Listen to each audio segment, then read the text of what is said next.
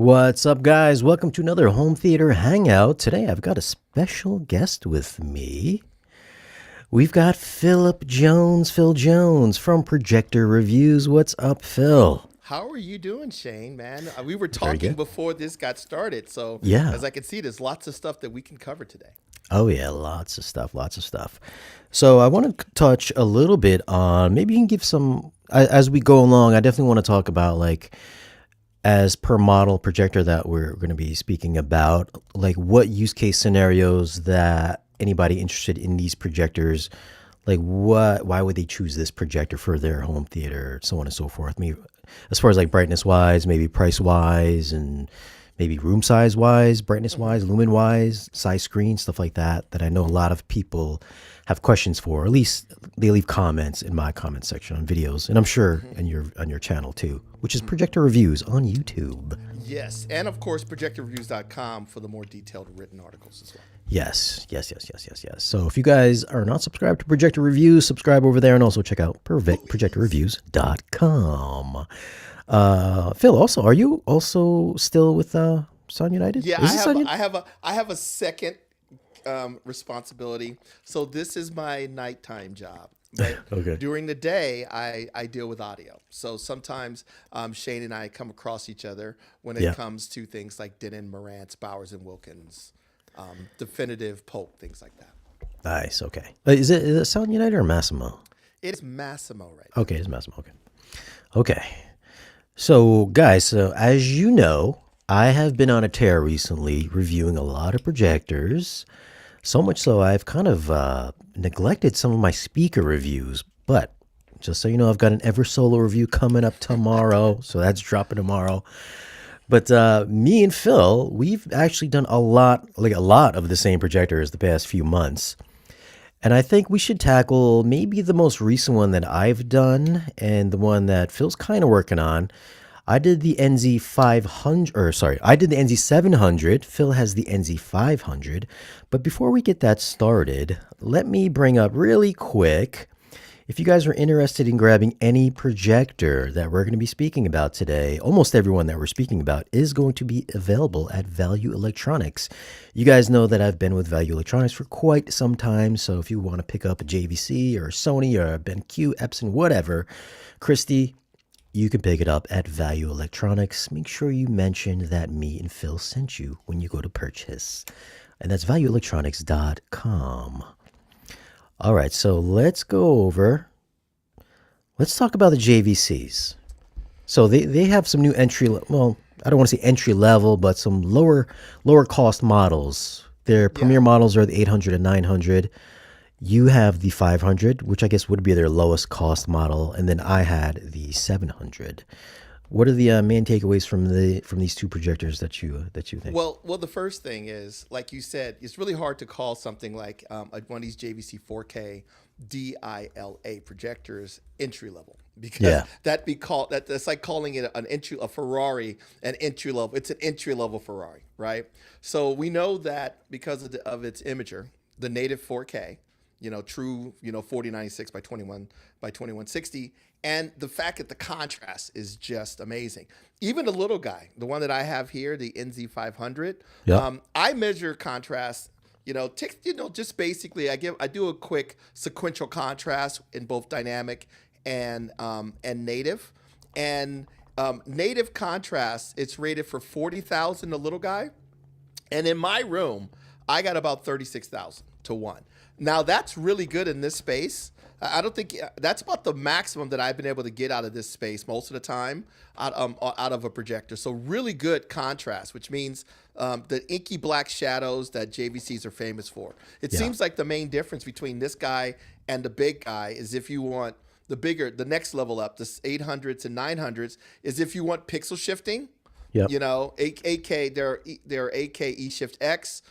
Do you want the HDMI 2.1 inputs for 4K 120? And how much brightness do you want? That seems to be the main differences that I saw between the little guys, the NZ500s and 700s versus the 800 and 900. Yeah, so the display resolution, why did they pick 4096 by 2160 instead of 3840 by 2160? Okay, well, if you looked at it, both Sony and JVC are using actual cinema 4K. A K is 1024. So 4K is 4096, right?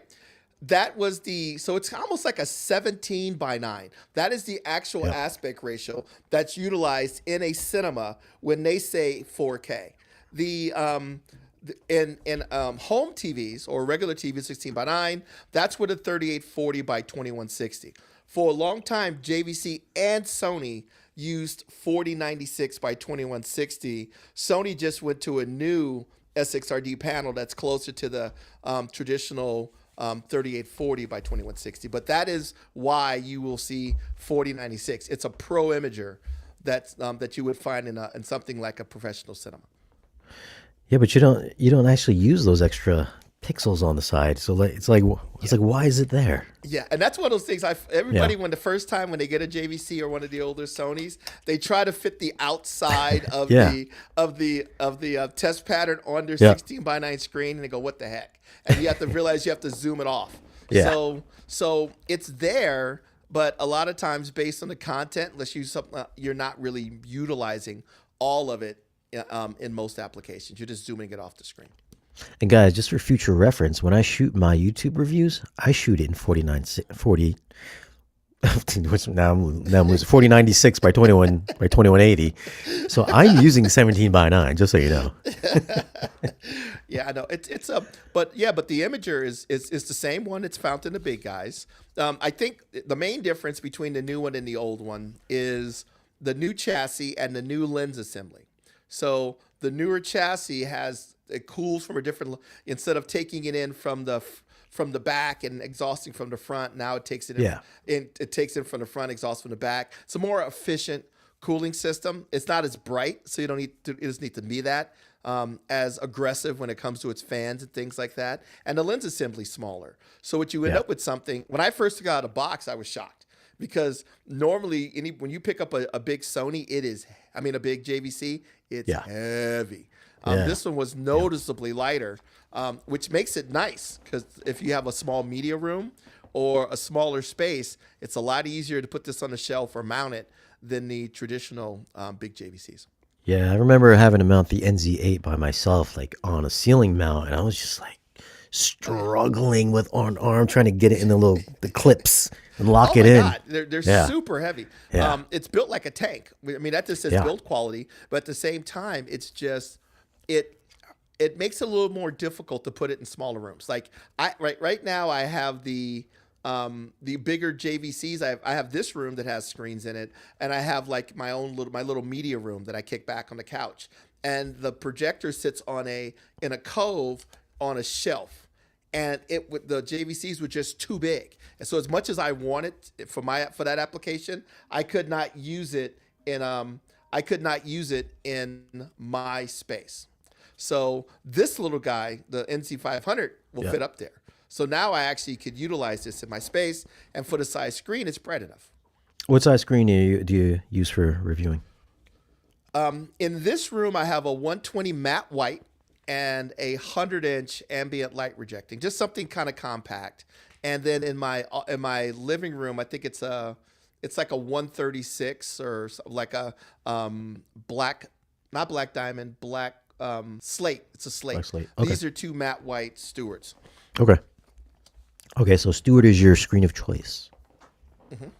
Nice. All right. I like, put it this way, I've played with a lot of screens, and as you start spending more money, it is diminishing returns. Yeah. If you're talking about something that's higher gain or something that's acoustically transparent or those types of things, that's where you spend more money, you get better results. But matte white versus matte white, then it comes down more to the motorization. How taut is when it motorizes down or uprises up? Those types of things matter almost as much as the material that's being used.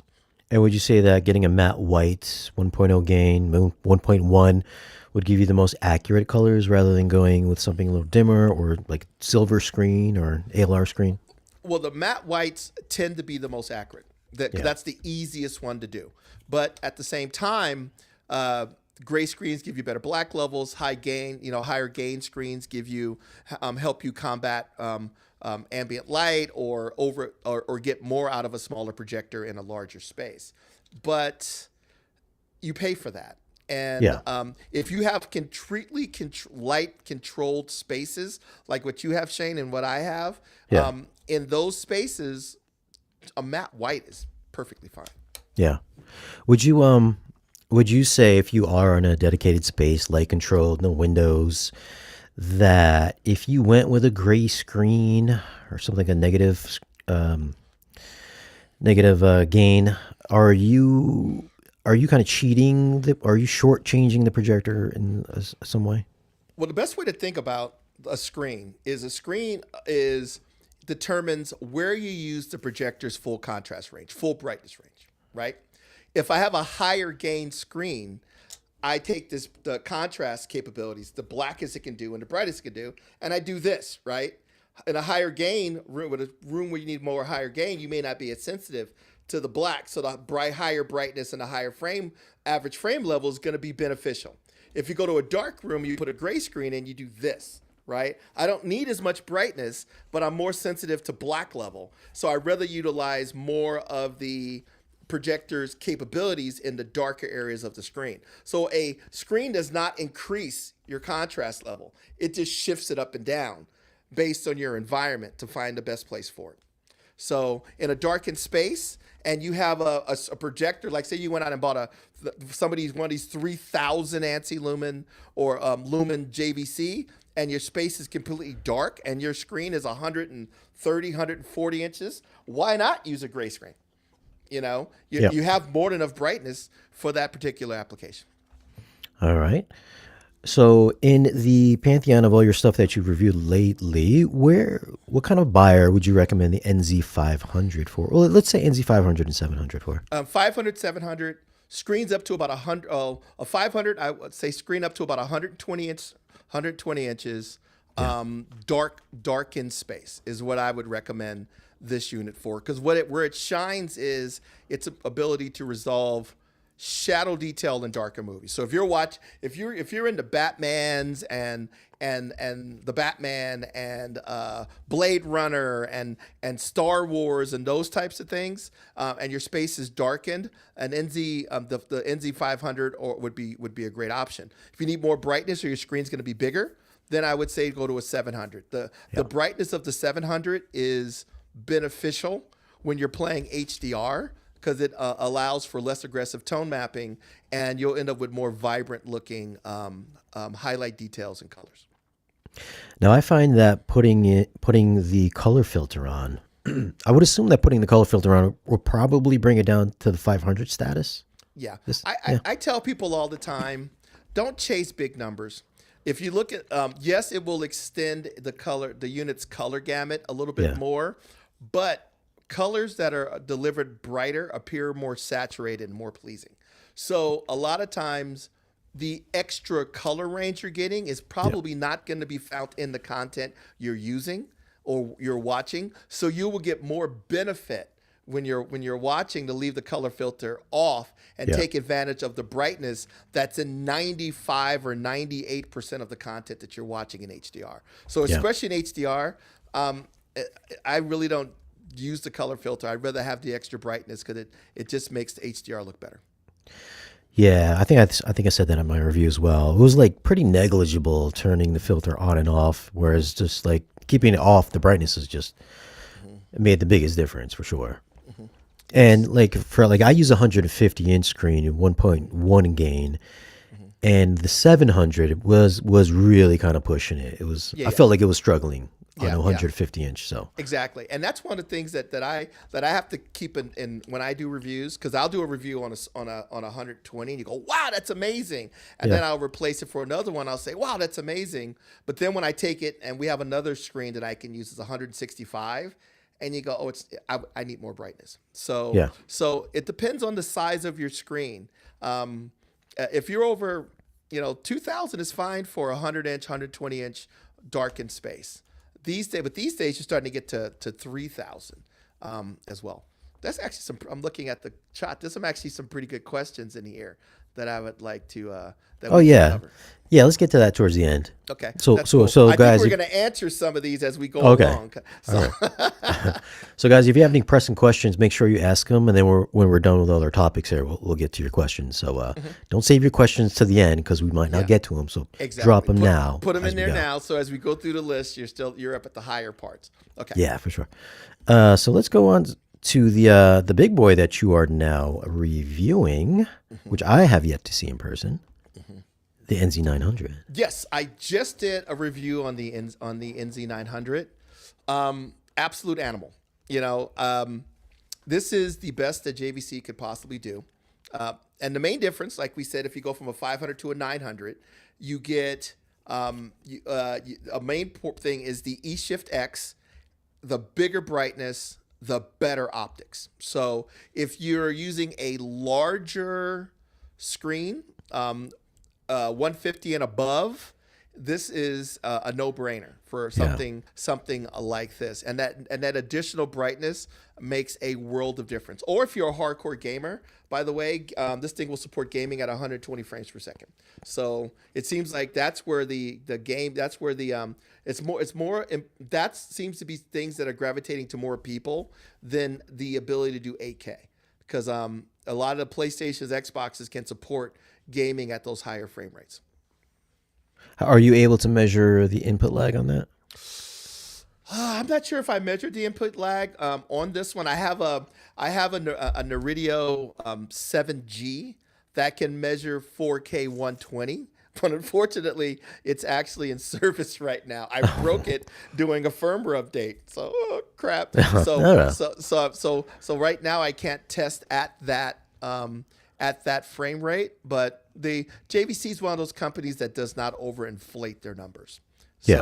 So what they say they can do, they can do.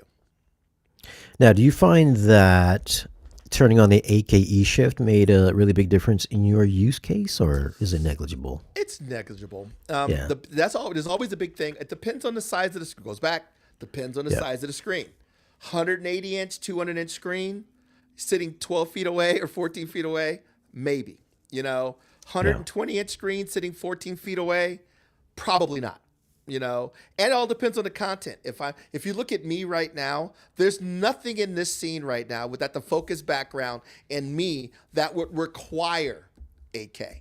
Maybe if I'm doing like the outdoor, like a nature film or National Geographic or one of those ones we always see from the BBC, and you're looking at a trees line or a cityscape, maybe you would see it. But the majority of content just does not have enough resolution for you to even use it, or take advantage of it. Now, I haven't used the 8 or 900 yet, but I did use the 8K upscaling on the NZ8, and sometimes I would find that it would soften the image. Mm-hmm. Have you ever noticed that?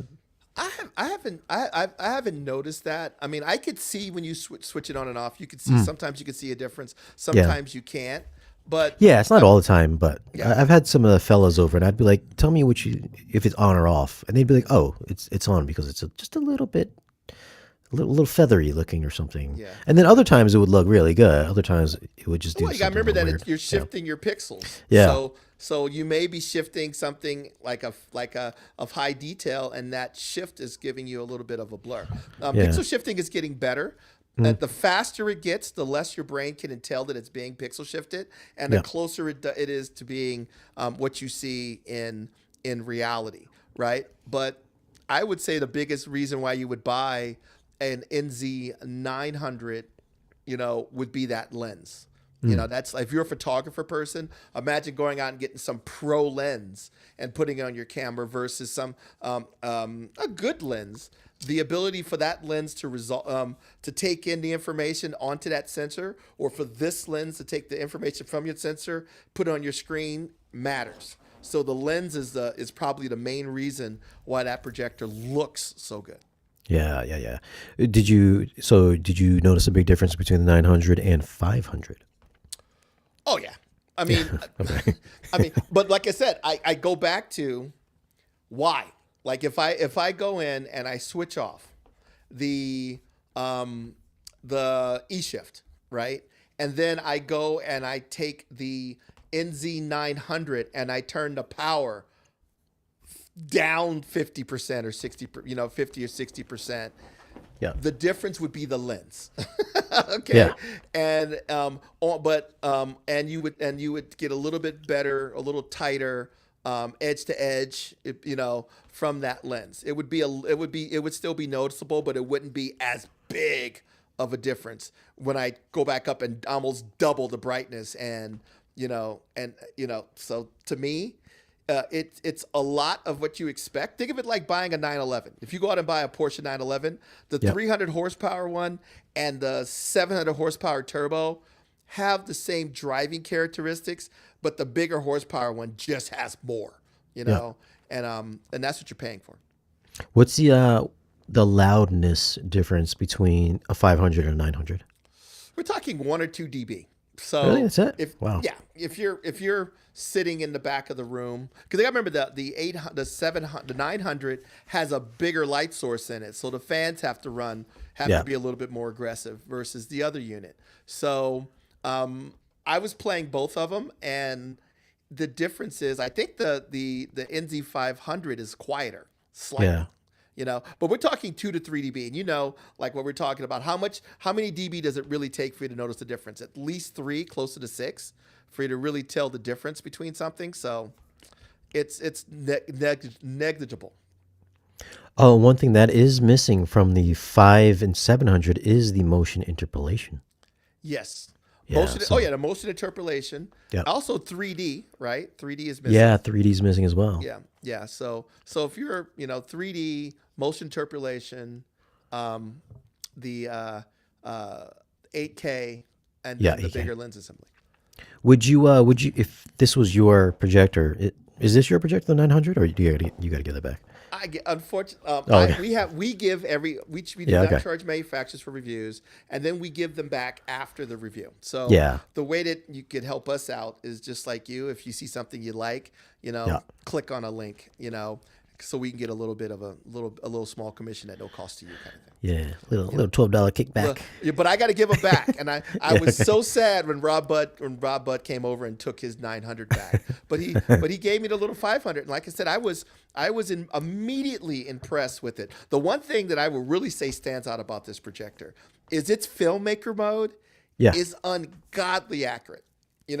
So when I play, like the other modes, they're good, plus or minus, if they say that you can't tell most people cannot detect the difference in color of a delta error of about 3, right? If you're really good at really good colorist or person, maybe 2, maybe 1. This guy out of the box, I think the RGB or grayscale error was like 1.2, and the color tracking was about 1 as well. I mean, outstanding. I mean, a lot of times if you calibrate a projector, you couldn't get it that close. So a lot of times the calibration is now just to deal with the fact that your walls are blue, not the fact that the projector is coming out of the box inaccurate. Are we talking about the 5 or the 900? The 500. Oh, the 500. Okay. Believe it or not, the 500 I got was more accurate than the 900. Oh, really? Wow. Wow. Okay. But awesome. Most people are not going to may not calibrate a 500, but they're going to calibrate a 900. Yeah. All right. So you would recommend, if you're getting a 5, 700, just filmmaker mode? Filmmaker mode. Safest bet. Okay. Safest bet by far. And did you try the 3D on the 900? Yes, I did. Like people, I didn't notice any eye discomfort. You know. The extra brightness is helpful, because one thing that drives me crazy about 3D is because you're doing, active shutter glass it's dim. So, but it was watchable, Yeah. So it wasn't something I think you could easily watch a full movie without it bothering you. Nice. Yeah, they're like the only, big boy projectors that's supporting 3D anymore. It's a bummer. Yeah, Sony this year decided not to on their pieces, as one of the guys brought up, support 3D, and projectors held out longer than anybody else, and that could have just been the video processor that they're using, because they're using a new video processor in their unit. Yep. I don't know. I have to ask them why. But it's one of those things that they most companies held long to it as long as possible. It's funny, a lot of these lifestyle projectors, like Yeah. the Leica Cine One and the Vision Master units, still support 3D. Yeah, but still support 3D. you're starting to see it go away on some of the bigger guys. Crazy. I mean, listen, they just released Deadpool and Wolverine in 3D. There's some more 3D movies coming out of Japan, so it's not like totally dead. Yeah. So there's still new films. Yeah, well, that's the interesting thing is where do you get them? Like just one of the things that I noticed that I like going on your channel is you still review disc. So I'm always looking, like I don't buy very many discs anymore. I'm a Kaleidoscape guy. But if I want something like 3D, I'm going to have to get a disc. Yeah, you need a disc for sure. Since we were talking about 3D, we both reviewed this projector, the BenQ W5800. So this would be in the same category as the 500 and 700 NZ from JVC. Yeah, this would be aligned with BenQ said they wanted to go upstream a little bit more, right? So they want something to compete against the XW5000 ES, the NZ500, the Epson LS12000. They wanted to get up there. And that's where this projector came out. And I was impressed with this projector. I actually had one as a long-term sample for a while because we were doing like best movies to stream on a projector, and we were using this as kind of the piece to watch stuff on. So I was impressed with it. Color accuracy is outstanding. Grayscale, it's if you're looking for inky blacks, this is probably. The JVC would probably be, or the big Sony would be probably a better option. I'm not saying that it's horrible. It's just not, LCOS level blacks. But the color accuracy was outstanding. So they is this true that it's doing 100% P3 color coverage? Yeah, and I think it's because of the light source that they're using. If you look at the Sony and the JVCs, they're still using blue laser phosphor. And this is not a blue laser phosphor light source. This is actually it is a laser phosphor, but they're using a color gap thing on it. Let me look here. Yeah, 100% DCI-P3. And when I measured, I got like 90, 98. So I'm not sure if maybe they're using. I'm not sure how they did it because normally it's an LED light source or some other way of getting that to happen. Well, they're doing it somehow. All right. So I mean, the picture's good. I'm looking at my website right now. If you go to the website projectorreviews.com and you type into W5800, we have before and after measurements. Yep. And the average grayscale on this thing was 1.7, and the color tracking was 2.4 out of the box. Which is, and they give you an actual sheet that actually comes with the projector. Now, my measurement was higher out of the box than the sheet, and you may ask yourself why. Well, because my room is not completely blacked out, or if your room has a little bit of, like my carpet is brown, and you had a little bit of brown carpet, maybe the walls at that time that's all black now were kind of a blue color, and the light hits the screen, bounces off the screen, hits the wall, bounces back on the screen. So my room is probably one of the reasons why it was good, but it wasn't as good as the measurement, because that's why you calibrate. It's half the time not to fix the projector, but to deal with how that projector interacts in your room. So when they give you that calibration sheet, is that assuming that they're using a 1.0 gain screen? That you would need the same? I'm looking at it going, it doesn't really say what the gain screen is, but I'm assuming, they don't really say what the screen is, but I'm assuming it's a 1.0 gain screen. But if you have a good Stewart or a good SI screen that's even gray or higher gain, they're pretty good at maintaining their color. Half the time, high gain is just viewing angle type things, but I'm assuming that this was matte white because that seems to be the standard way of doing it. Do you think adding a external video processor such as MattVR or Lumigen would help with any of the black detail or what? It's, It's actually possible because I will tell you that I have reviewed projectors that actually measured blacks better than they delivered, on Yeah. screen. And that's just basically when you talk about tone mapping, or there is no correct 100% correct way to tone map, because anything that's tone mapped is not accurate. Tone mapping is bending the contrast curve to maximize the brightness of the projector that you have, right? It can't track all content that's done in HDR is mastered for a flat panel display at least 1,000 nits, or sometimes to 4,000 nits. A bright projector is doing 250. So in order for you to show everything, you got to bend the light. And sometimes the curve you choose may benefit your highlight details and your average frame level, but it may result in grayish blacks. So everybody's still playing with that. So it could be, if you get a video processor, being able to go in there and kind of bend the curve more. You can get maybe a little bit more perceived black level out of it, but the native contrast is nowhere near what a Sony or a JVC is. So don't expect you to get those levels, even if you use some sort of video processor. So what use case scenario would you say you would choose a 5800 over let's say NZ500? Brighter room. It's even more compact. Brighter room.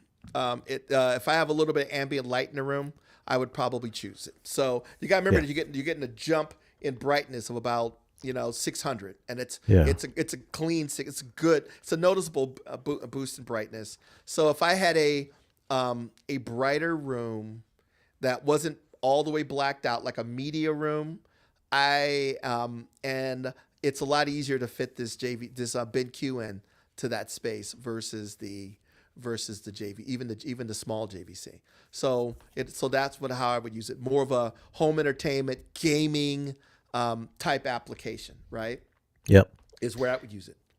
And let's talk about how good that lens is. It has a really good lens on as well, I noticed.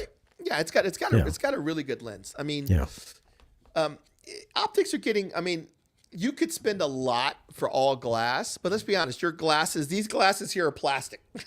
Okay, so if you use very good designed plastic, you can get a lot of high performance, out of those lenses.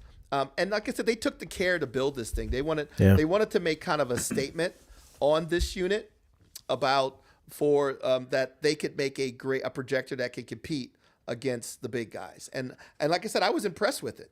A lot. Sure. And then, like I said, if you're getting into things like gaming or things like that, that may be some way to go. Because because this supports 3D. It probably has. I forgot. You know what? I didn't think I tested the gaming on this one, but I'd have to find out what its input lag is. But I bet you it's probably a pretty good gaming experience as well. Yeah.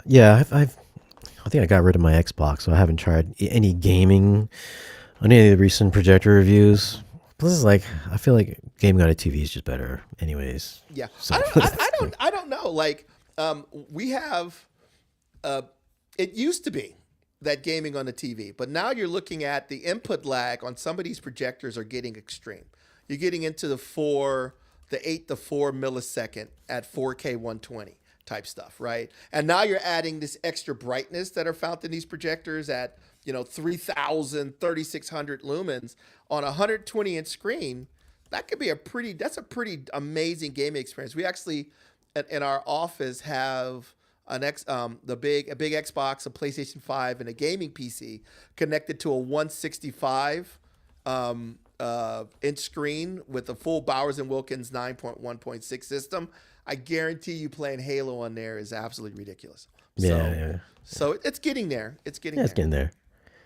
Let's since we are talking about the 5800, which is a 2600 lumen projector, let's stick with 2600 lumens and go over to the Sony Projector 8, aka the 6100 ES. Yeah. So I reviewed this myself, and usually, I remember I came from the 617 back in the day. 617. Then I had like the 325. Then I got the whatever the next series up was, 695 too. Is that a number? Yeah, Yes. 695. Yeah, Yes. loose. They all melt together after a while. Yeah. 665, And 695, 715. It just jumps all over the place. Yeah. oh, 675 too, I believe. Right? Yeah. I believe I had a Yeah. Yeah. 675. And there was always one thing that always kind of bothered me about him. And I brought this up when I was at Audio Advice once. I forgot they had one of the big boy projectors. Sony's there, and I was like, dude, I said, why do your projectors have banding? He'd be like, what do you mean? I'd be like, can you see in the sky where it goes from a blue, dark blue to a light blue? You could see the gradation pattern. They're like, oh, she's like, you notice that? I was like, yeah, I notice it. I was like, you don't notice it? He was like, well, most people don't notice it. I was like, how can you not notice it, man? It's like right there. He was like, well, you can turn on smooth gradation. I was like, well, you can, but you're going to start eating away at like some of the fine details. So clearly, it's there. So that's one thing that has always bothered me about all the Sony projectors that I've owned. This new Projector 8, first thing I did, I threw in the Spears and Munsell disc, looked at the purple sky, and I was just like, oh my God, they fixed it. I was like, it's gone. I was like, this is a legit like JVC competitor now. And then the black levels were just as good as JVC. So, I mean, this to me is like huge leap forward Yeah. for Sony. I like this. I struggle when you say which one would you buy, a JVC or a Sony. Yeah. My preference, and I have to, my full disclosure, I used to work for Sony for several years, so I'm used to their look. But I can tell you one of the reasons why I like their projectors. I used to master HDR content to go into Best Buy stores. So if you go into a Best Buy store and you saw that stuff whizzing around, I would work with I would get test stuff, and I would sit at my desk or hang out with the engineers with a BVM X3000, the actual mastering display. Yeah. So I've been programmed on what it should look like, right? And for me personally, of all these projectors, this gets closest to the essence of what I saw in those types of displays. Yeah. And that's just the curve that they use. So, but the big thing before was last year, the biggest challenge they had was I did a shootout with Robert and using the JVC versus the Sony. And they had a little bit of issues with their ability to resolve dark details in low IRE or low brightness movies, the Batman, Game of Thrones and things like that. And the Sony and the JVC just whooped it, right? Yeah. They went back and they fixed that. So the new contrast curves that are in this unit and the new video processor that's in this unit, and a lot of that stuff is gone. So I just like it. I think what I like most about it is, and I have this debate with a lot of reviewers, what is good tone mapping? Some people think that good tone mapping is showing all of the highlight details, right? But what really matters is all of those things going up to that's in the middle of the picture, what you normally watch, and it's how you bend that curve. Remember, tone mapping is the curve's supposed to be this way, and you can't do it, so you do some sort of bend in it to make it look as close to that as possible. And I think this does a much better job of where the brighter colors normally live, boosting that, which makes it look more like a flat panel. So I think it had good average frame level. It things like red flames and red colors just look more vibrant on the Sony than it did on the JVC. Black levels, you go and you went to icky black or a test pattern, the JVC is gonna win. But in that stuff like I'll tell you, Mad Max. You go get the new Mad Max Furiosa, and you played it too. There's a scene. It's like the ambush at the bullet farm. That's kind of the one that I use a lot. And you look at the grease paint on her face, the reflections on the truck. It just looks more like a flat panel than the other models do. Yeah, for sure. I remember I had reviewed, I think, the 6000 and 7000 from last generation. And I believe those ones just had like a HDR slider, right? Like it wasn't actually true dynamic. You had to like dial in the curve, if I'm not mistaken. Well, they were trying for the last few years to do. It did dynamic contrast adjustments, but it was not doing traditional dynamic tone mapping. So now you have the feature, the old dynamic contrast adjustments plus dynamic tone mapping, and it's just Yeah. because they keep taking the video processor from the baddest TV and they just adapt it. So Yeah. this is the same video processor that's found in their big bad TV, and it does a really really really good job. So Yeah, it does a really good job. yeah, it's a very very nice projector. And I also said this as well in my review that I've always thought that the Sony projectors just had better lenses, or just their picture it always just looks sharper, just It looks looks sharper. cleaner. Yeah, that's where their reality creation and some of those things. Even if you turn it off, it does look really good. But the reality creation really does help with that. The interesting thing is Well, this even lens with assembly. even with it off, I always turn reality creation off, Off, and it yeah. still just looks better. I think it looks good. The funny thing is it Yeah. lose that Spears and Munsell 4K test pattern, or the ISF Joel Silver's 4K test pattern. Yeah. It fails miserably. You see Moray and all sorts of stuff in the test pattern, but when you play stuff, you don't see that. So Yeah. But I mean, I like the projectors. It's really becomes almost like, do you Ferrari or Lamborghini when you talk about Sony or JVC? We could fight about that forever, right? Yeah. And but me personally, I would say look at them both. The JVC is going to be still better at the darker stuff, but like that kind of scene right there, the Sony would win. Like like that Las Vegas scene, the colors of the stuff that's in there, it would just look better. I don't know, man. I've been using the 8 for it's like my daily driver for the past few months now, and I don't know, the blacks, at least coming from the NZ8 and the 700 and the NZ7, I feel like it's right there. I was like, I don't feel like I'm missing JVC blacks like one little bit. So. Yeah, it's the contrast curves are getting better. Yeah. They introduced that new imager. This is a 3840 by 2160 SXRD imager. One of the benefits of going to that imager is the overall optical assembly, the lenses, the optical block that holds everything could be smaller. If you're a photography person, it's like if you get a full frame camera, the lens used to have to be this big.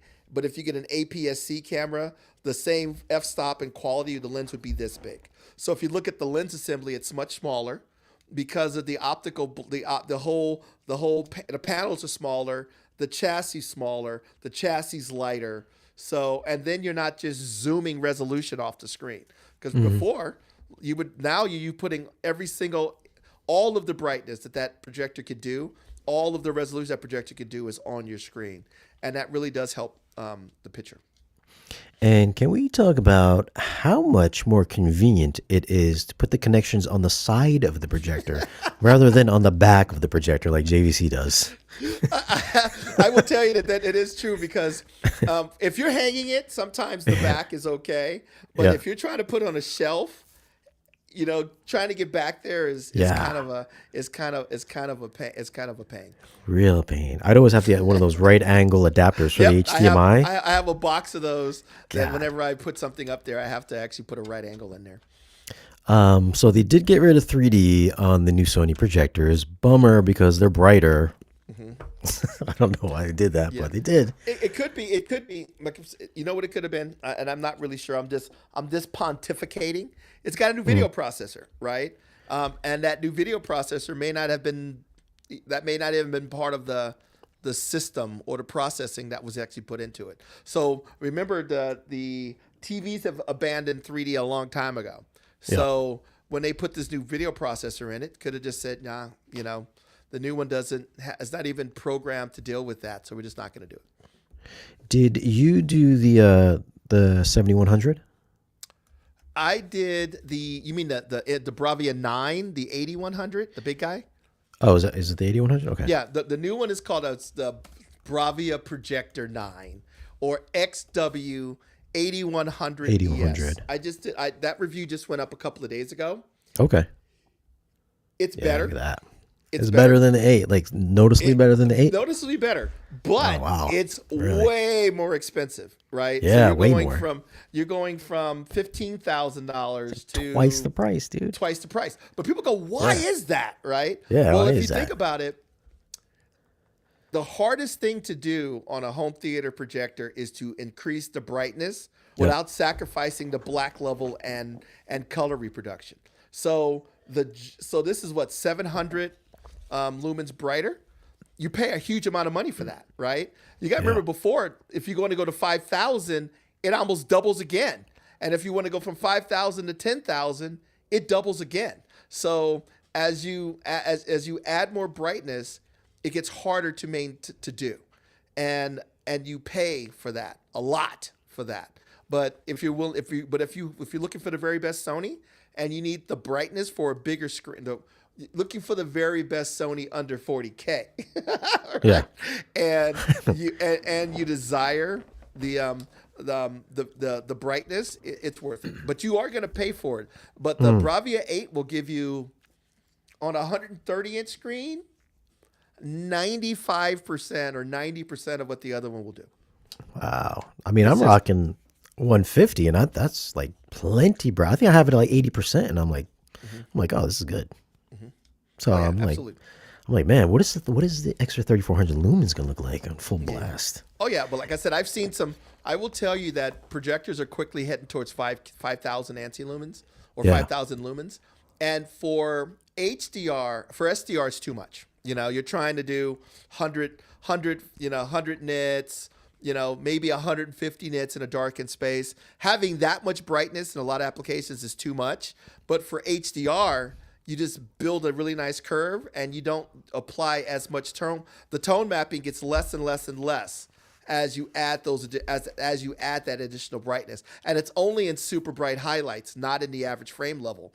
So as it gets brighter, HDR is going to look more like a flat panel. And I don't think it's going to be, so I can totally see it. So if you have this on 100% laser brightness, you don't notice black levels suffer at all? Not, put it this way, if it's that bright and you had it locked and you weren't using its dynamic dimming capabilities, maybe you would notice a difference in black level. But when it's really bright like that, and you get your eyes are going to adjust to the brightness, and your eyes are going to adjust for the brightest area on the screen, and your ability to resolve deep blacks goes away, right? The second you go down to a dark scene and you're using, like, I never run it above limited when it runs as dynamic light control, laser control. The light's going to drop down, and then the contrast is going to go down. So in most applications, when you're using that full brightness, except for maybe a black test pattern with it at 100% with dynamic turned off, you probably wouldn't notice much of a difference in black level. Really? Interesting. Yeah, I mean, okay. I challenge anybody to take the thing, put 100%, put an ANSI board checkerboard pattern on there, and then turn it up and turn it down and see if you can differentiate a difference in black level. You can't, because your eyes are going to hit that white block, and your irises are going to go, and all of a sudden you're not going to be as sensitive to the blacks. Man, I would like to check out the 9. I'm like really happy. I feel like that 16 is still a lot of money, but then it's it's like, man, I guess if you have what's like the max size screen would you put the Projector 8 on versus the Projector 9? 150-ish on the 8 maximum. Yeah. 150, 235. After that, 165, things like that.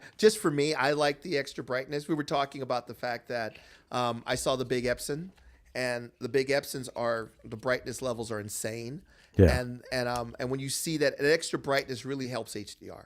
So you don't need it for SDR. If you're watching a lot of SDR or a lot of darker movies, maybe not. But if you're getting into things like the Mad Maxes and things like that, that extra brightness really does help. So I'd probably say 130 to 150 for the 8, and above that I would go to the 9. Right. How do you use, or how are you supposed to use SDR versus HDR on projectors? Because usually I'll cut it down to like 50%. So if I'm watching HDR, I'll have it just boost all the way up just so you get that. Yeah, that's what I normally do. I normally have 2 modes or 2 presets if you want to, and then you would have one preset with the lamp power at 45, 50%. Yeah. Okay. And then when you go to HDR, then I would crank it up to 100. Yeah. So and that way you could watch it because the SDR only has a certain amount of brightness range. So Yep. you adding more brightness it's just gonna be overkill because you're only trying to Yeah. recreate this, right? So 0 to 100. Now, when you throw the other one 0 to 2,000 or 0 to 1,000, you want all of it, Yeah. because like I said, less aggressive tone mapping if you do that. So that's what I do. 50 lower power picture mode, turned down for movies, SDR content, and then cranked up for HDR. But if you're thinking about it, HDR is starting to take over everything. I mean, if you're watching Netflix, Disney, Amazon Prime, Blu-rays, Kaleidoscapes, unless you're going back deep into your catalog, you're not watching a lot of SDR unless you're watching TV shows. And if you're watching sporting events, during the day, like the Super Bowl, you probably want it anyway. You probably want all the brightness anyway. Yeah. Where would you recommend JVC or Sony? Like the two top models? I say because they're like the same price now. the Sony used to be a little bit more. Me, my personal preference is the Sony. But you may, if you did it, you may say to JVC. And I'm saying if you're going to spend $30,000, go to Robert and say, Robert, put this one up, put that one up. It's worth a flight, Spend 200, get yourself a Spirit Airlines trip. Go to Robert's thing, say put them both up, play them both, pick the one that pulls your heartstrings, and buy that one. This is a pretty big investment. You're talking $30K. It's the price of a car.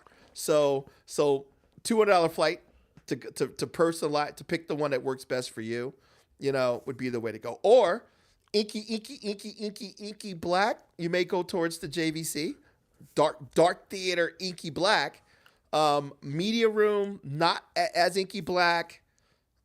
You may pick the Sony. It's up to, so it's an application thing or a personal preference thing. Okay, so just sharpness wise, detail wise, minus the 8K, don't turn on 8K. Which way would you go? That's a hard one. I would really have to see them again because they're both super sharp. I mean, the 100mm lens on the JVC is ridiculous, but the Sony still looks really, really sharp. I don't see much of a sharpness difference between the two. Okay. With 8K on, would you say? With 8K on, I still don't see much of a sharpness between the two. The 8K thing is nice. It's a nice to have, but it's not. I wouldn't call it a must have. Yeah. Now I would pick the Sony. Like for example, it has a lower. Like if you're a gamer, get the Sony. The Sony has lower game lag at 4K 120, which is what you're playing. Yeah. So that type of stuff. Okay, you heard it from Phil. He's had them both in. I haven't had the two. Like I said, don't get me wrong. It's like, Phil, what would you buy, a Ferrari or a Lamborghini? It's like, if I tell you Lamborghini and you buy a Ferrari, you're not going to have a sucky driving experience, right? So don't think that this is the only way, because that's my personal preference. I'm here to take measurements and then provide my personal impression on how I feel. But I really want you guys to really think about, look at a bunch of reviewers, or especially at that type of money, go see them for yourself. Yeah. Or if you need 3D, there's only one choice. If you need 3D, JVC. If you're a hardcore gamer, if you're more into 4K gaming, at the Sony, so it depends on your use case a lot. And since we are talking about 3400 lumens, let's go in the same lumen range and move over to the Epson QB1000 for literally way less than half the price. It's only $8,000 compared to 32. Yeah, I have that one. I'm such a lucky guy. So that one's actually in my media room right now. That's the one that I'm actually reviewing. Trying to get that review done in the next few weeks. Black levels are very good. Yeah. Not They're decent. Not LCOS level. It's very, very good. It's not going to match. Don't think it's going to match a big JVC. It's just not. right? Nope. But it's very good. The brightness is really beneficial. Yeah. The thing that if this product is a native HD projector that utilizes shifting, right? Yeah. 4K Pro UHD. The 4K Pro UHD does make the image look sharp, adds more resolution, but it doesn't. If you put this up against a Sony or a JVC, you could see it. And it's not on everything. Like I said, if you look at my face right now and you're running this scene that I'm in right now, the odds of you resolving a difference in what I look like right now would be hard. But if I'm looking at text, like the ticker on CNN or something like that, or text on the screen, you could see it. You can see that the Sony and the JVC is sharper. But in a lot of scenes, you'll sit there and watch. Most movies are shot, they want the actress not to look very wrinkly, and they wanted the focus background. So you're not really using all of that resolution anyway. But if you do get into stuff that's really, really, really fine detail, you can see a difference between native 4K and this unit. Because I know there's like some videos out there. They do these shootouts. They're like, oh, there's no difference between an LS 12,000 QB1000 versus a NZ 800, 900. Their 4K resolution is the same. You can't notice a difference from 8 feet away. I was like, dude, I was like, come on, man. I said, I've got the 700 in here with the 1000. It depends what you're I playing. don't know, dude. If I'm like 9 cartoon. If I'm 9 feet away, I was like, oh, I can see the pixels. If I pull out a cartoon and I run a cartoon on both of them, you probably couldn't see a difference, not of resolution. If I pull out a romantic movie, that's done in soft light and everything else, and soft focus cameras, lenses, you're not gonna see much of a difference. If I go to something super hardcore, like a really sharp, really shot on 4K with really sharp lenses, something like Mad Max Furiosa, some of the scenes of the trucks and the hills and stuff like that, you'll see it. So it all depends on what you're playing and stuff like that. There is a difference. Not everything's gonna matter, and for some people, the brightness, which gives you more saturated color, that makes your HDR pop, is far more noticeable on a day-to-day than the higher resolution. Yeah. By the way, Robert is here. What's up, Robert? Hello, everyone. Very informative and enjoyable. Oh, by the way, Robert, you do not have the QB1000 on your website, so we had to go directly to Epson. Just letting you know. Just letting you know. But I'm impressed with it. I think it's a very, very good projector, designed to be, to fight with these with the Sonys and the JVCs down there, and it's a worthy contender at that price point. The QLs are all in a league by itself, So you get into the QLs because of their brightness, it's just a different thing. So but this one is super bright. When I had this, this is just lights up my entire theater room like no other projector I've seen yet. The shortfalls again, feels like depending on what you're watching, you don't see the pixel shift, and I feel like I could see it all the time. The tone mapping could definitely use Illuminagen or VR or Mad VR. I would definitely get one of those because through all the little tests that I put it through, I was just like, it's okay. It's all right. But 100% the brightness is there. If you can live with the pixel shifting and you want to save like $10,000 or more, then obviously this is no brainer. The brightness is killer. This is another great media room projector. If you're media room person or larger screen, but you're still sitting pretty far away, and you need more brightness to light up that larger screen, or you're trying to overcome ambient light, this with an ambient light rejecting, SI or Stewart screen in a media room would be a great solution for many, many, many people. Yeah, super bright. I was very impressed. I can only imagine what that brightness with superior blacks and tone mapping would be like on the Sony or JVC. It must be pretty killer. So So that's why, you get the brightness, the sharpness, and the black level. You got to write a big check. Yeah, That's just the way it is, you know. yeah, like real big check. Yeah. So you let me go over to the big boys here. Let's go to which one did you? The I had a 3000 or the chance to play 7000? with the QL3. I'm waiting for a QL3000 and I want to do a QL7000. I just have to find a screen big enough to really take advantage of a 7000. So the QL3000 is, what's the brightness on that sucker? It's like 5000. And it's a real 6000. 6,000. It's a real 6000. 6,000. That's not that green Martian 6,000. That is probably calibrated. You're probably looking at 55, Yeah. 5200 lumens. When you calibrate this thing, I had the opportunity to put this up for a few minutes or a day versus a competitor's, a really really good projector that cost twice the money, and the other one looked broken watching HDR. I Yeah. mean, just because of the extra the amount of brightness that saturates the colors on a 165-inch TV, it literally looked like a giant flat panel, you know. Yeah. Wow. So it's worth it. I mean, it's one of those ones that Epson calls it perceived contrast, and they're saying that as you start to crank up the brightness, and especially in a media room, light hits the screen, light bounces off the screen, hits the walls, goes back to the screen. The brightness makes your irises contract.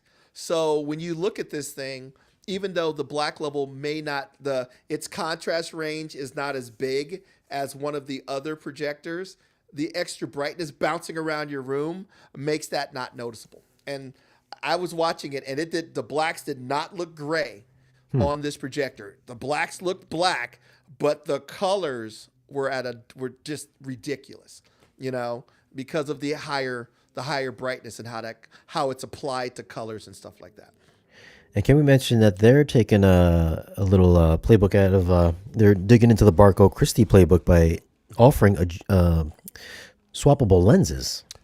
Yeah, it's the same lenses that are in their Pro pieces. So, Yeah. which is smart. I mean, they make all of these lenses for all of their Pro pieces, and then you don't have to worry about what's the throw distance and everything else. You could buy a lens. You could buy an ultra short throw snorkel lens, Yeah. or you could buy a lens and put this thing 45 feet behind you if you wanted to, utilizing their selection of lenses.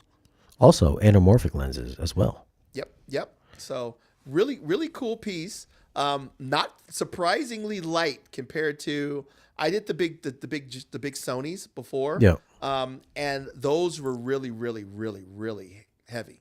You know, the QL3000 to QL7000 is a QL7000 is not that much heavier than a NZ900, but it's 10,000. I think it's like 10,000 lumens. Wow. You know, the Sony was gigantic, required its own. You had to put a different room because it was so noisy, and you had to run 220 and all this stuff to get there. The Epson, I remember Epson has been working on this blue laser phosphor light source for Pro pieces for years. You know, 10,000 lumens on a Pro piece is a toy. That's not very bright. So what they've learned building those Pro pieces that are now approaching 30, 40,000 anti-lumens, they just apply it to the consumer piece. So for the 7000, let's go to 7000 really quick. Do you need a special dedicated line for your 7000? Do you Nope. think? No? Nope. They say it'll run off 110. You know, I would make sure you have you better put a big old freaking circuit on there. Yeah, But right. it should run off of 110. What was the fan noise on the 3000? The 3000 was surprisingly quiet for its brightness, and because for most of the time you're not running it at full lamp power, because it's as quiet as a Sony or a JVC at most of the time, unless you're running full bore all 5000, which is not all the time. I haven't measured it yet. I have to look at the specs, but it's supposed to be in the high 20s, low 30s at the most. I have to look it up. Let's see here.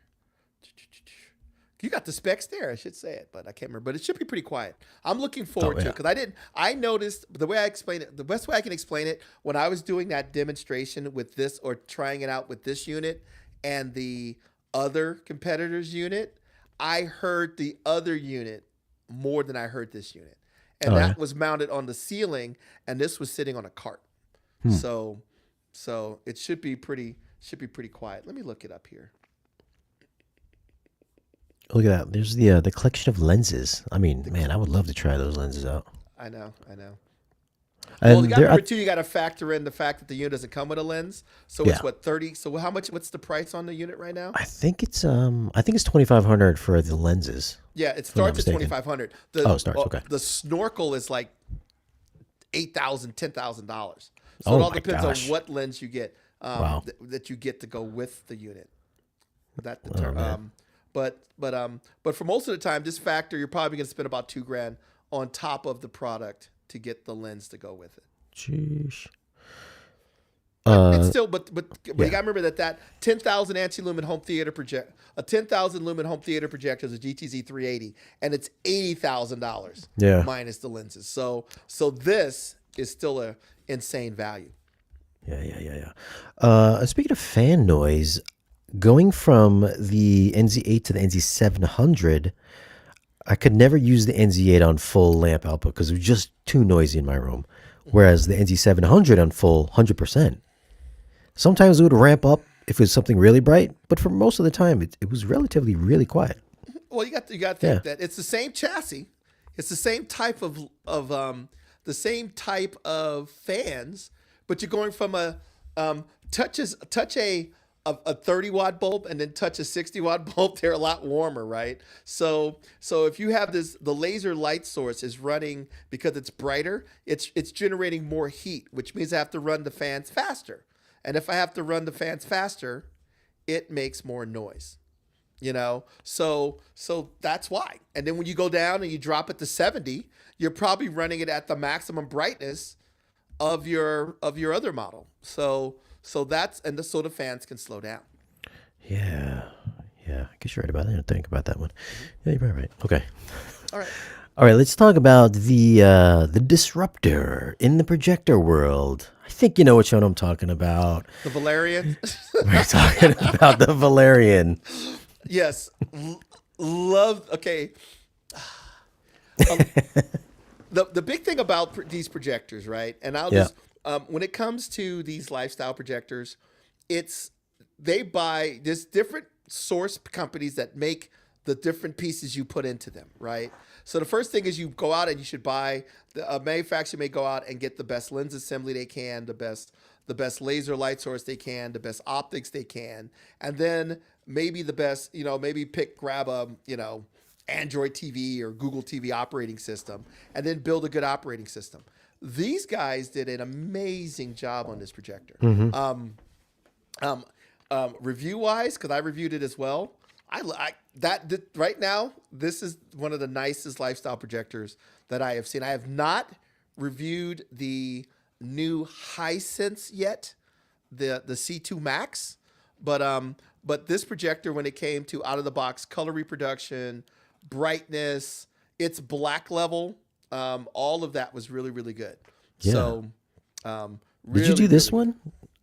I What did is this one? Pro 2? the Pro 2. So if you go to the website, you'll see it. Valerion Pro 2 gave it This is an okay. Editor's Choice Award for lifestyle projectors. So 3,000 ISO lumens, a native contrast of 4,000, which it can get really close to achieving. And now people go, well, 4,000, but 4,000 is very, very good. A lot of LCD TVs that didn't have local dimming could not do that, right? So the black levels were surprisingly good for this. The ability to resolve details in dark areas too was very, very good. So I'm not sure what we always use the same test. Like I do. There's a dark scene in 1917. Guy climbing up the stairs. Yep. Batman, the guy hiding up against the wall. I mean, there's certain clips that we always run to test these things, and this excelled in those scenes. How would you? Because I see there's some. try to put these up against like the NZ8, like JVC, Sony's. How would you stack this up against those guys? Like, is there any? Do you find there's truth that this I would say would compete with those? I would say student of many, master of none, right? So this is a great projector if you're looking for an all-around projector. I want it to be smart. I want it to have sound. I want it to have a good picture, and I want it to be compact enough to move from place to place. Winner, right? But a JVC or Sony is designed for one thing and one thing only. It ain't smart. It doesn't have a sound system in it. What it is designed to do is have really good optics and display an image, right? So this has got zoom, but it doesn't have horizontal and vertical lens shift. The throw distances are not as much. It's very, very good, but it couldn't. It's brighter than an NZ500 by far, but if that would be a hard in a theater, I would pick the NZ just because. But if it was like I'm gonna move it around because this is you still have limited mounting solutions for this, right? Yeah. This is on a table on a shelf. You got a certain amount of zoom. You have no horizontal lens shift on this unit, or vertical lens shift. So placement is harder. Yeah. So in a theater space, you'd be better off with the Sony or the JVC. How is it they're able to get this much brightness out of something so small? Whereas Sony, they're huge. They're like 5 times bigger. Okay, so the first thing, if you look at a 3-chip system, the 3-chip that's found in a 3 LCD, an LCOS unit that's either a DILA or a Sony SXRD, that is a bigger assembly, right? So to make that assembly bright, you got to throw a lot more light behind it, right? Because now you're trying to use 3 panels and everything else. So the need to brightness on a DLP is easier. DLPs are easier to make bright. Single chip DLPs are easier to make bright. So you don't need as much power, as big of a light source, as big of an optical block. So what you end up with is just a smaller device. The next thing is there's basically 2 manufacturers that are making these light sources. Most of the time you'll see either an ALPD or a Hisense derivative, and there's a few other companies that do RGB light sources, and they are getting more efficient. And you're starting to see them at 4,000, 4 to 5,000 lumens now. So you combine a DLP imager with a far more efficient, compact RGB laser light source, and you end up with this. If you want it, can you imagine how big an RGB laser? Actually, it'd be a Barco or a Christie. Yeah. you know, if you look at a 3-chip RGB laser DLP projector, it's a giant. So you can imagine what a 3-chip RGB laser, 3 LCD or DLNA or SXRD projector. It would just be huge and be far more expensive. So when we're looking at these single chip DLPs versus the 3-chip Christie's, Barcos, how are those really giving us true 4K, even though they still are pixel shifting? Like, what is the big difference between single and triple? So if you look at a DLP projector, there is no even pixel shifting is how it's done. But the way I tell people all the time, they go, "Well, it's not native." I'm like, okay, a DLP projector shows you red, then green, then blue, then red, then green, then blue, and you're seeing purple. Right? So if you can't tell that projector is showing you 3 different colors at 3 different times, it's moving so fast that you can't tell that same imager is also showing you 4 pixels, which is why the perceived on-screen resolution is really hard to differentiate between this unit and a native 4K projector. Now, when we get to color, how you reproduce color, that's where you start to see a little bit more. Because remember, a DLP is only showing you red, green, blue, red, green, blue, while the 3 chips are showing you all 3 multiple colors at the same time. The way to see that, take your camera on your phone and take a photograph of a DLP projector, and then take a photograph of a 3-chip projector. And guess what you see? Crazy looking rainbows on the DLP and all the colors on a 3-chip. So if you get into 3-chip DLP, that goes away. But now you go back into the same thing: the size, the price, the cost. So 3-chip, the difference is how it delivers color, and the colors are delivered closer to how your eyes actually see them on a 3-chip device. Will you still see rainbows on a 3-chip, on a Christie or a Barco? On a 3-chip, no, because remember what you're seeing with a rainbow is before was the color wheel, right? Color wheel was moving, and if you were really sensitive to the color wheel, you do something like this, you would see the change as it was showing you partial red and partial green, and then you would see it. The new ones that are RGB laser or multicolor LED are now, instead of a color wheel, the red laser fires, the blue laser fires, the green laser fires, the red laser fires, and they're moving so fast that it's getting less noticeable as the frame rates go up on a single chip. When you go to a 3-chip DLP, you have a 1 chip doing red, 1 chip doing green, 1 chip doing blue, just like a Sony or a JVC or an Epson has a chip for each color, and rainbows go away. Got you. Have you so I see that Barco has, I think it's a Heimdall, which is a native DLP 4K. What has been the holdup with these native DLP chips, and do you foresee them coming to affordable stuff like the Valerion? The size of the chip, the cost of the chip. What DLP says, and then what they're working on, is even increasing the. If you talk to them, they say a DLP can move even faster than what it is moving now. What the holdup was the controller that told the mirrors where to go. The new controllers can do things like, HD at 480 frames per second, or 4K at 120 frames per second. If that sucker's moving that fast, and if you can get the laser to change as quick as it possibly, even faster, rainbows are going to go away. And so they're more concerned with speeding up the mirrors that they already have, than adding more mirrors. So they have a 4K, but even 8K, I guarantee the first 8K projectors that are considered actual 8K are going to be DLPs, and they're not going to be 8K native. They're probably going to still be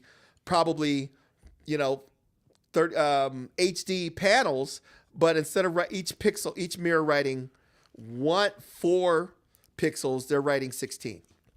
So didn't Hisense show one off a couple CESs ago? Hisense and Hisense and Samsung have shown off 8K derivatives or products, right? Not a lot of information about them. They just show them, and then they say they're coming, and then they don't show up. So So both, I think this year it was Samsung showing another 8K derivative, but I doubt it is a 8K DLP imager. I even doubt that it is a 4K imager with pixel shipping. I'm seeing something like maybe a little bit more than 4K, than HD, shifted really, really fast to make 8K. Yeah, that's interesting. So you don't think we're going to get those native 4K chips in these affordable projectors anytime soon? The problem is the chip has to be. It's just like everything. If I have an HD imager, an HD DLP chip has 2.2 million mirrors on a chip this big, right? If I want that chip to be the same size, I have and have 8.8 million mirrors. I got to make each mirror 4 times smaller, or I got to make the chip 4 times bigger. If I make the chip 4 times bigger, the lens has to be 4 times bigger. The light source has to be bigger. The box has to be bigger. So all of that is nice, but what you end up with is you go from being the Valerion size to something the size of a Sony or a JVC to fit in the lens assembly to drive the thing and the light source to drive the thing. So ultra compact native 4K, unless they really get the pixel density or down on those mirrors, it's a lot harder to make those mirrors much smaller than to make them move much faster. So they're focusing on making them move much faster. But they are doing even smaller 1080p imagers, which means you'll be able to get native 4K on even smaller DLP projectors. But they're not really chasing native 4K as much as they could, because it's just going to make the box too big, too expensive for the average consumer. Well, I guess you want to get native, you're going to have to go Barco, guys. Yes, you do. You got to go Barco. So, do you see these? Would you recommend something like this Valerion or one of the Hisense C2s as for a dedicated space? Let's say you could manage this for placement options, or is this a real competitor? Is this a real competitor to that? If you're okay, I mean, even the mount. I mean, you try to mount it. There is no traditional projector mount on the bottom of this thing, right? Yeah, it has a single mount that you can mount. Tripod mount. Yeah. You could mount it, and if you got it perfectly aligned to the screen, I mean, as a dedicated home theater piece, that's not what this is for. Yeah. This is for, you have a media room. You put on. They have a beautiful stand for it. The Leica Cine 1, which is what I just did. I did a review of that one as well. Same brightness, same capabilities. Or the Hisense C2 Ultra. That is, I'm gonna put it on a shelf. I'm gonna put it on a stand. I'm gonna put it on a. That's what this is for. I would not recommend this as a replacement for a traditional ceiling mounted dark room home theater projector. Yeah. And it's just for the install. It's just the install. It's just going to be, it would be an absolute nightmare. By the time you sorted it out, you probably could have got the Sony or JVC. I'll tell you, when I was trying to review that, I had to put it like in the middle of my second row between the first and second seats. I had to get a few boxes to prop it up, and it's like right, like in the center of the screen. So it's like, even if I wanted to install it, I just couldn't, because there's no, it's so inconvenient where to place it. It would just be just in the way. So it's like, and now the Max is coming, and the Max has a dynamic iris and a little and horizontal or vertical lens shift, but still doesn't have the full capabilities, and that's always been my big thing in my space, in my theater, my media room. I couldn't use this. I have to have lens shift, vertical and horizontal, just to align it with the screen. So I don't care if this picture was the second coming of Buddha or Jesus Christ. I couldn't use it because I couldn't line it on my screen unless I applied a massive amount of digital keystone correction, which I don't want to do, No, I will say that this does have really good black levels for DLP. Oh yeah. Like killer black levels. Yeah, on a cart, looking at my screen, it was amazing. It's amazing. Kudos to these guys. What I hope is guys like BenQ take what they've learned from this, and you take what they learned from this and what they call it, the enhanced black level, that kind of feature that they're using. I'm hoping every DLP company like BenQ and everybody else is trying to knock that off. I'm sorry, because if you could take that and stick that capability into a W5800, winner, absolute winner, of a projector. So it was weird because I had both of them at the same time, and I had that first, and I was like, oh, this 5800 probably is going to look the same. And I was like, oh my God, I was like, what a difference. Like the Valerion, it was just way better for black levels. Yeah, it's that feature, what they call it, EYB, enhanced black level. That feature, and what that does is that's a combination of, it's dynamically. So think of it this way: dynamic tone mapping is adjusting the contrast curve based on the information that it sees. It looks at it calculates the average frame level, the peak highlights, the brightest pixel, and then builds a curve, or not builds it, but chooses a curve that's in its library. Right? Yeah. What this is actually doing, it does that, but then what it does is it's doing laser dimming and then bending the curve to try to maximize the contrast when you're watching something. So different types of curves they can do to try to really pull out the highlights at the bottom of the image. And it works really, really well. Enhance black level. And when you switch it on and off, it is shocking how good it is. So hopefully other companies are looking at how to do that as well. And then slap that into a VW, into 58? A W5800 winner. Slap that into a QB1000, winner. So I couldn't believe it was better than the Epson too. I was like, what is going on? Yeah, or crazy. Go out and buy a Lumigen, which costs more than the projector or you do that, itself. Yeah, which costs more than the projector itself. All right. So actually, why don't we answer? Go ahead. One thing I think is a little funny is like Valerion IMAX Enhanced. Get the correct aspect ratio. I was like, dude, that's like any projector. I was like, why'd you put that in there? But I do want to talk about the Dolby Vision HDR10 Plus. All right. Oh, okay. Yeah. So you're starting to see more of these projectors doing Dolby Vision.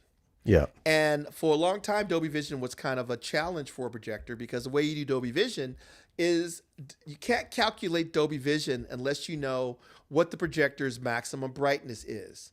And that is a combination of how far away from the screen, the size of the screen, and the gain of the screen, right? So if I take a 3,000 lumen projector, I put on a 100-inch screen, it's going to be brighter than if I put on a 120. If I put on a 100-inch screen with a 1.1 gain versus a 120-inch screen with a 1.5 gain, the brightnesses are going to be different. So it's really hard to tone map if you don't know what the base brightnesses are. So if you look at a lot of these projectors, they ask you things like, what type of screen do you have? How big is the screen? What type of gain is that screen? So it can do the calculation. It's almost like the JVC Theater Optimizer does kind of the same thing. It's better to tone map if I know what you're using. So because they're starting to get those types of information, now they can apply the information that is in Dolby Vision to do it. But I would tell you, a lot of projectors that I compare, I did a comparison between a Dolby Vision and the standard HDR10 on like really hard stuff like the Meg, and I couldn't see much of a difference between the two because the dynamic tone mapping on the projector was pretty good. If you can measure it yourself, you really don't need the information. I would say the only other DLP projector that I've tried that looked nearly at the same identical as the Valerion would be the Hisense PX3 Pro ultra short throw projector. Yes. That's our editor's choice for projectors at this price point. For ultra short throws or laser TVs. We did a comparison and it won. The judges picked it over most of the other projectors that are out there. It's an amazing piece. Hisense started this whole thing of ultra short throw laser TVs. It's using the same video processor, probably that's found on their big TVs. So, and then it's using their latest light source. Hisense is one of the builders of these tri-laser light sources. So the reason why everybody's lifestyle projectors are getting better, thank Hisense. The reason why a lot of people's ultra short throws are getting better, a lot of times you could thank Hisense. So this uses their latest light source or their latest optics and light source, and the picture quality is great. Especially it's for really the money, good. So and they even brought back 3D. Yes, they did. I think they got rid of them previous two gens. I think they got rid of 3D and they brought it back because you know why? Because all of us reviewers complaining about it, they actually listened to the customer for a change. Exactly. It's crazy. So they brought it back. I'm waiting for the L9Q. Yeah, me too. Which is basically they said it was. They said it. Imagine if the way that Mark Major said it was if the PX3 Pro and the L9H had a baby, and the baby ended up being Shaquille O'Neal. It's like this giant, huge leap in performance. So it should be really, really, really good. Yeah, I can't wait to see what that thing looks like, man. Super I like this projector. $34.97. It's an amazing deal for if you're looking for an ultra short throw, this is definitely should be at the top of your list. Do it, get it. Robert seems to have a bunch of them in stock. They're only $3,500. Yeah. You know what? Let's answer some of these Yeah, questions let's because get my to the wife's going to questions. kill me if I. Yeah. I would say I would hang out with you guys all night, but my wife is probably going to get the hook because she wants to go to dinner. So Okay, gotcha. Okay. but we could spend about 15 minutes going through some of these questions, right? All right, so this is a super chat. Thank you, Paul A, for the $5 super chat. Got my first projector today, the NZ700. Congratulations, man. Congratulations. Here of bright corner, stuck pixels, etc. What to look for in new projectors to make sure it's up to par. Well, I mean, I think you'll notice it once you set it up. If you notice a stuck projector or a stuck pixel, rather. Yeah, it's stuck pixel. I would say if you bring up a kind of a darker scene in a movie, and if the pixel's stuck, it's going to be illuminated. So don't do a space scene because you can't tell the stars versus the pixels. But if you bring up like a dark scene in like Blade Runner, you know, or something like that, and you start and you if there's a stuck pixel, you will notice it. Most of the time they're pretty good. I've reviewed a lot of projectors, a lot of JVCs, and I've never came across one. So. Yeah. I think the only time I've noticed anything was with one of the older Epsons. I think it was like a 5040. I think there was like a blob in it. It was like purplish. But I think now they have those sealed light sources, and they're pretty good. One more super chat. Thank you, Mitsu Kid. Take a shot of whiskey for me. Hope you and the wife have a blessed year. Thank you, Mitsu Kid. What kind of whiskey you like there, Shane? You drink whiskey? Occasionally I'll have some whiskey. I've been drinking in a few months now, so I mean, cutting back. You're being responsible. I will have a nice shot of whiskey for you. Do tonight. Okay. All right. So there were some questions at the top that I wanted to address. Let's go back up to the top of the chat here. Yeah. Which one? Let's you start got from the. Here's one here. Here's one. How come Sony hasn't had a firmware update on their projectors compared to JVC projectors? Please advise us, gentlemen. That is a good question, because hopefully they will do it. Because when I first last year, when we had the NZ 7s and 9s versus the original 7000 series projector, the Sony, when I first got it, kicked the JVC's butt. I had them both here, and we were looking at them going, oh my God, JVC's in trouble. So then I go do a shootout with Robert. Hi, Robert, at his space, and we set them both up. And the JVC did a firmware update, and the JVC smoked Sony. So it is a adjustment of contrast curves. So it's possible that Sony should go back. I would love it if they did go back and make some adjustments to the firmware to adjust the curve to take some of the essence that is found in the new projectors, which people are preferring, and apply it to some of the older generations if they could. That would be great. Come on, man. They're not doing that. But we can just ask. We could just ask, you know. But like I said, it's up to the engineers if they have the time and to do it. To be fair, they did just release a new one for the 6100 and 8100. I know that. I don't know what they fixed, but yeah, it's there. What's that? What's the balloons for? Hi, guys. I need to buy a 4K Dolby Vision projector, but I see a ton of contradictory information online with actual compatibility versus good enough. I'm not sure what that means. I mean, go with the Hisense or the Valerion. Yeah. So basically, Dolby, what it's saying is that the unit can interpolate Dolby Vision information, right? They always say it tells your projector exactly what to do. No, it tells the projector what's going on. And then in the projector, to think of it as a library of, if you see this, do that, is in the projector. So, but it can't, if your projector's capabilities are not there, say it can't deliver the black levels of a Valerion or a PX3 Pro, giving it a really good signal, you'll get the best out of that projector, but it isn't going to be as good as one of the better units. So as Shane said, if you think something like a Valerion Vision Master Pro, Vision Master Max, something like a PX3 Pro, it would be, if you're going to get one of those, and you'll be. Yeah. It does a really, really good job in Dolby Vision, but it also does a really good job in standard and that regular static HDR10. So tone mapping is getting to the point where Dolby Vision. You'll notice the big guys, Sony and JVC, don't even use it. because they go, I don't need you to tell me 2 plus 2 is 4. I'll measure it Yeah. myself and make my own calculations. So, but if you're going to get one, if you get a good one from like Valerion, Epson, those kind of companies, you know, Yeah. the picture's going to be good. Yeah. One question, or not really a question. Martin says he will put a deposit on the NZ700 tomorrow. Saw it firsthand the other day. Congratulations, man. It's a good projector. It's amazing how good the picture quality is going.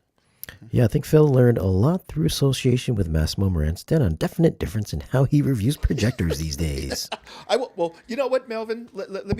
When I first grabbed this, right? I am still. I'd love to get, if you guys jump on my site and you please provide this type of feedback, because it's this fine balance between, you know, how much do we depend on measurements. So I'm trying to add more measurements, but not to the point where, because measurements don't tell the full story. So hopefully we're heading in the right direction, and that's good. I'm glad that you're starting to like the newer reviews more. Yes. C Big, with NZ8 going from non-AT screen to an AT screen, do you really need to calibrate again? Depends on the screen. You know, what may happen is you may want to go back in and adjust your brightness and contrast. That's what I would probably do. And see what's going on. The quick way to do this, by the way, is if you're going to buy that screen, ask the manufacturer for a little piece of material, right? And then tape it up. I'm serious. Put it up on the screen and then project at it. And if you look at the AT versus the new screen that you have versus the cutout or the piece of paper of the little test piece of fabric on the old screen, and you can't differentiate a difference, don't calibrate it again. Just go back in and adjust your brightness and contrast, because that may change between the two, but most likely no. And one more. Hello again. Loving your discussion, and I am enjoying learning more about the projectors I already love. Thank you, Shane and Phil. Excellent. And once again, if you guys want to pick up anything that we have mentioned in this video, except for maybe the Epson QB1000, 3000, 7000, Robert doesn't seem to have them. Or do you, Robert? But anything else, there are links down below in this video's description. Definitely check out those links and give Robert a call if you want to pick up anything. He'll definitely take care of you guys.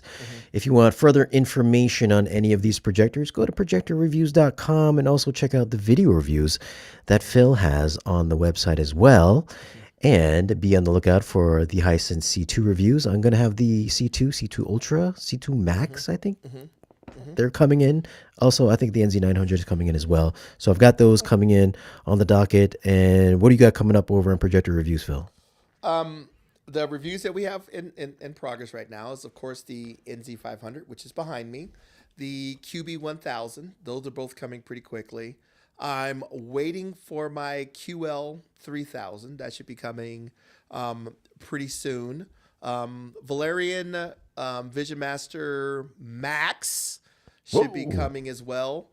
And then I think I'm getting towards the end of the newer projectors. I'm looking forward to see what other people have in store, because as we start moving towards CEDIA and some of these other shows, that's when new announcements start coming. And I have a feeling this summer at CEDIA, it's going to be a flood of new stuff coming.